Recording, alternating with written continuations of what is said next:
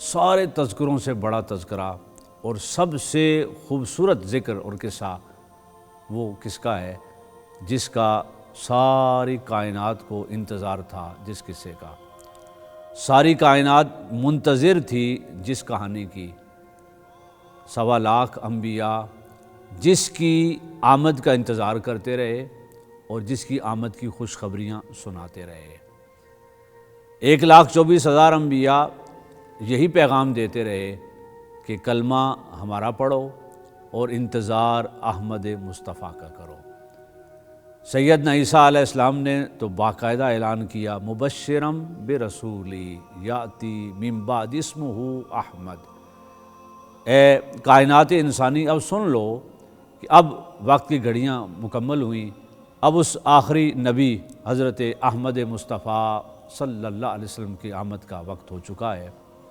آج ہم تذکرہ پڑھیں گے، آغاز کریں گے ذکر محمد مصطفیٰ صلی اللہ علیہ وسلم کا۔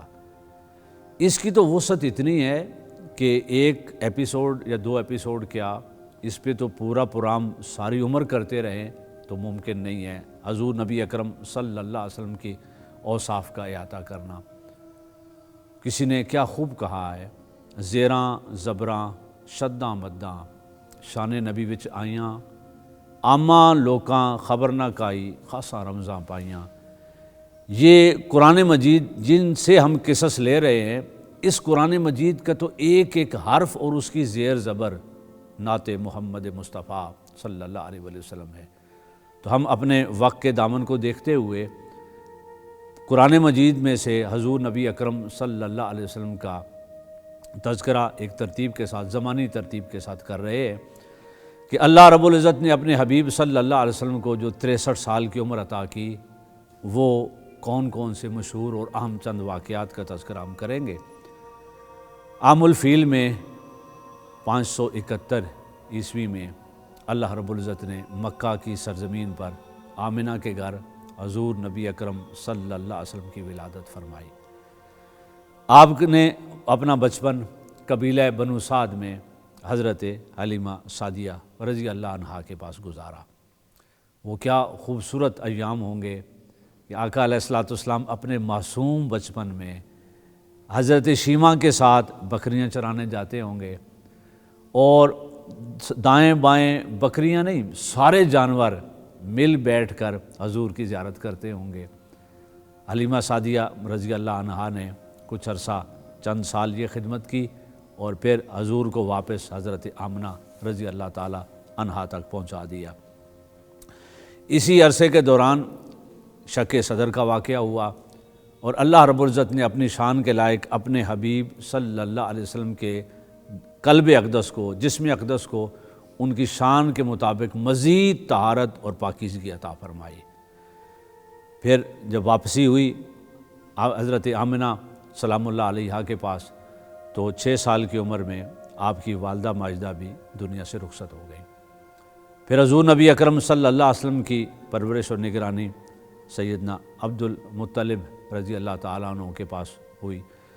آپ کے دادا جان نے 2 سال آپ کی نگرانی اور پرورش فرمائی، اور پھر سیدنا ابو طالب رضی اللہ تعالیٰ عنہ کو اللہ نے شرف دیا کہ حضور نبی اکرم صلی اللہ علیہ وسلم ان کی نگرانی اور پرورش میں تشریف لے گئے، اور پھر ایک طویل زمانہ سیدنا ابو طالب رضی اللہ تعالیٰ عنہ نے اس وقت سے لے کر عام الحزن تک، آقا کی نبوت کے 10ویں سال تک حضور نبی اکرم صلی اللہ علیہ وسلم کا ساتھ دیا اور آپ کو اپنی قربت اور محبت میں رکھا۔ معزز ناظرین، جب ہمارے آقا مولا محمد مصطفیٰ صلی اللہ علیہ وسلم کی عمر مبارک 12 سال ہوئی، تو آپ اپنے چچا ابو طالب کے ساتھ شام کے سفر پہ روانہ ہوئے۔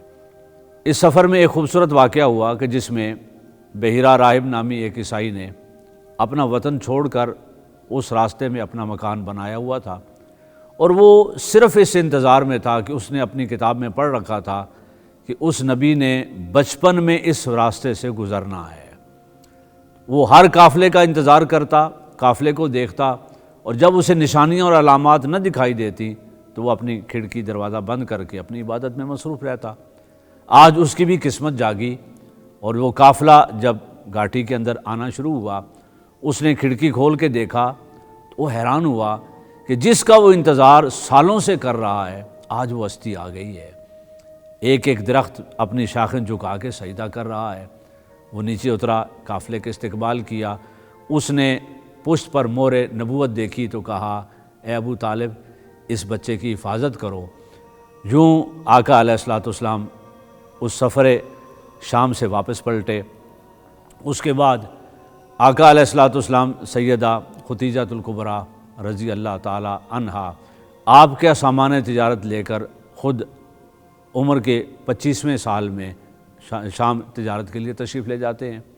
واپسی پر جب مال تجارت، اس میں ملنے والی برکت اور اپنے غلام سے جو واقعات سنتی ہیں تو سیدہ ختیجۃ الکبریٰ رضی اللہ تعالیٰ عنہ آپ کو پیغام نکاح بھجواتی ہیں۔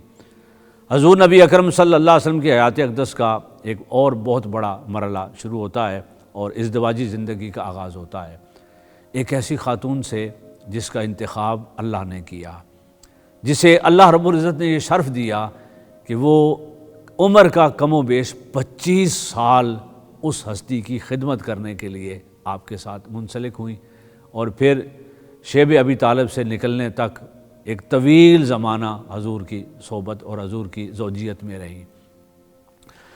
سیدہ ختیجۃ الکبریٰ رضی اللہ تعالیٰ عنہا نے گھر کے اندر آپ کی وہ معاونت اور وہ مدد کی ایمان میں، رزق اور مال میں، کہ اللہ رب العزت نے حضور نبی اکرم صلی اللہ علیہ وسلم کو مکہ کی اس پوری وادی میں انسانیت کی بھلائی اور فلاح کے لیے بہترین خدمت کا اللہ رب العزت نے موقع عطا کیا، اور اللہ رب العزت نے اس گھرانے کے ذریعے محتاجوں کو غنی کرنا شروع کیا۔ آگے بڑھتے ہیں، عمر مبارک 35 سال ہوتی ہے تو آقا علیہ الصلوۃ والسلام کو اللہ رب العزت ایک اور شرف عطا کرتا ہے کہ کعبۃ اللہ کی تعمیر از سر نو ہوتی ہے، اور پھر اس میں حجر اسود لگانے کا واقعہ آتا ہے تو اہل عرب آپس میں جھگڑتے ہیں اور ہر کوئی چاہتا ہے کہ وہ لگائے، اور طے یہ پاتا ہے کہ صبح جو سب سے پہلے حرم کعبہ میں داخل ہوگا یہ شرف اسے عطا کیا جائے گا، اور ساری آنکھیں دیکھتی ہیں کہ اللہ کے حبیب صلی اللہ علیہ وسلم سب سے پہلے کعبۃ اللہ میں داخل ہوتے ہیں۔ حضور چادر منگواتے ہیں، حجر اسود کو رکھتے ہیں، تمام سرداروں کو اکٹھا کرتے ہیں، ان سے اٹھوا کر منگواتے ہیں اور پھر اپنے دست اقدس سے لگا دیتے ہیں۔ یہ سارے واقعات اعلان نبوت سے پہلے کے ہیں۔ ان سارے واقعات میں عرب میں آپ کو اس عزت کی نگاہ سے دیکھا جاتا تھا کہ فیصلے آپ فرمایا کرتے تھے، صادق اور امین کا شرف آپ کو میسر تھا، حتیٰ کہ ہر کوئی آپ کے پاس امان پاتا تھا، اور کسی کے ساتھ کوئی زیادتی کرتا تو وہ مظلوم داد رسی کے لیے بارگاہ مصطفیٰ صلی اللہ علیہ وسلم میں اعلان نبوت سے پہلے بھی آتے تھے۔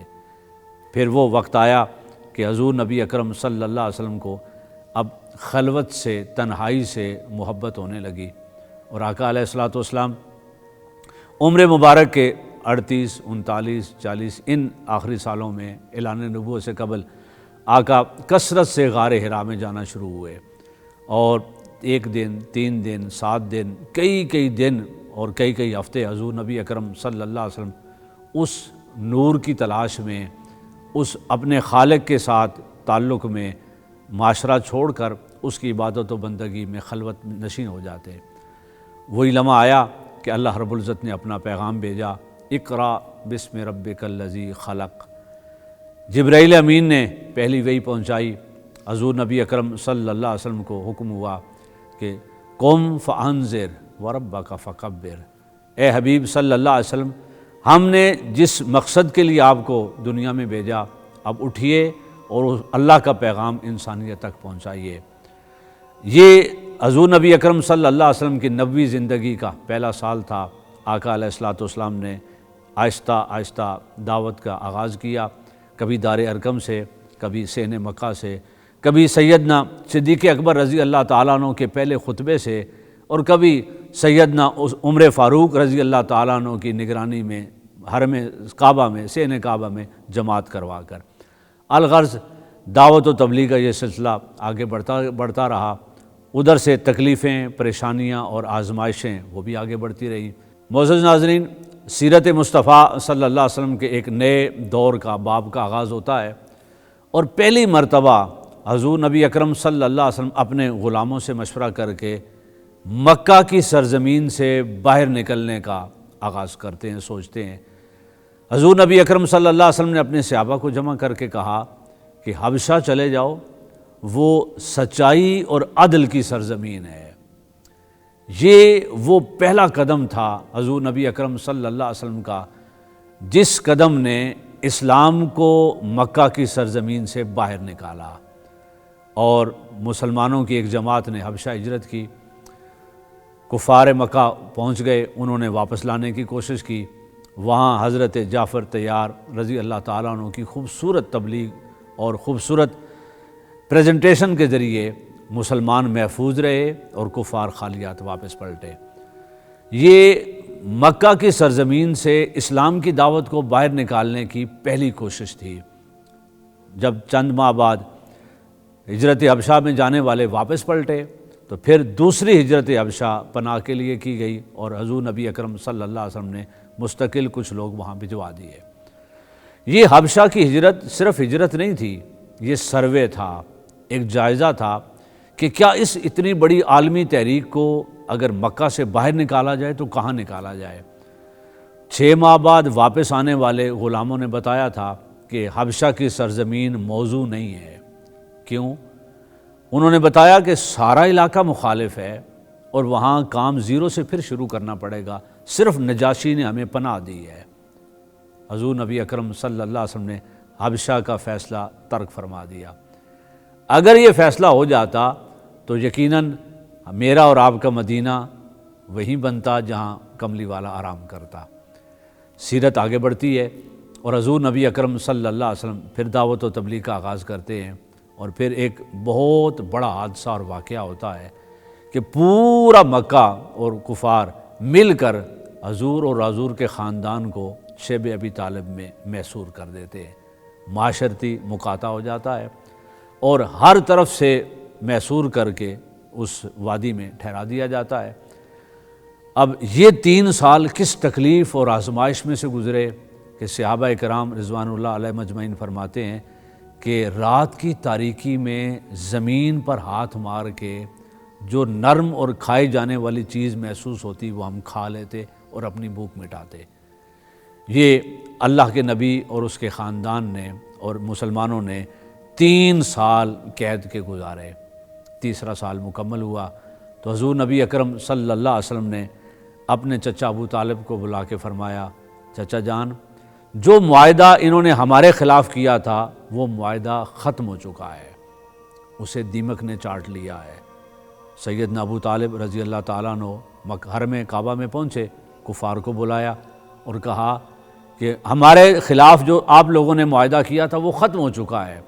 انہوں نے کہا کہ نہیں، وہ موجود ہے، کعبۃ اللہ میں لٹکا ہوا ہے، آپ جھوٹ بول رہے ہیں۔ انہوں نے کہا میرے بھتیجے نے مجھے بتایا ہے، اگر تمہاری بات سچ نکلی تو تم جو چاہے اس کے ساتھ سلوک کرو، اور اگر اس کی بات سچ نکلی تو ابو طالب کے خون کے آخری قطرے تک اسے کوئی ہاتھ نہیں لگا سکے گا۔ پھر کیا ہوا؟ وہ کعبۃ اللہ میں داخل ہوئے، انہوں نے وہ اپنا معاہدہ جو لٹکایا ہوا تھا اس تک پہنچے تو حیران رہ گئے۔ انہوں نے کیا دیکھا وہاں پر؟ یہ ہم اگلے ایپیسوڈ میں دیکھیں گے کہ کفار جب جمع ہو کر کعبۃ اللہ میں داخل ہوئے تو انہیں وہ معاہدہ کس شکل میں نظر آیا، وہ تھا یا ختم ہو چکا تھا۔ یہاں سے اگلے ایپیسوڈ میں دیکھیں گے کہ سیرت مصطفیٰ صلی اللہ علیہ وسلم کے اگلے قدم ہمارے لیے رہنمائی کے کون سے دروازے کھولتے ہیں۔ اپنا خیال رکھیے گا اور دیکھتے رہیے گا قصص الانبیاء۔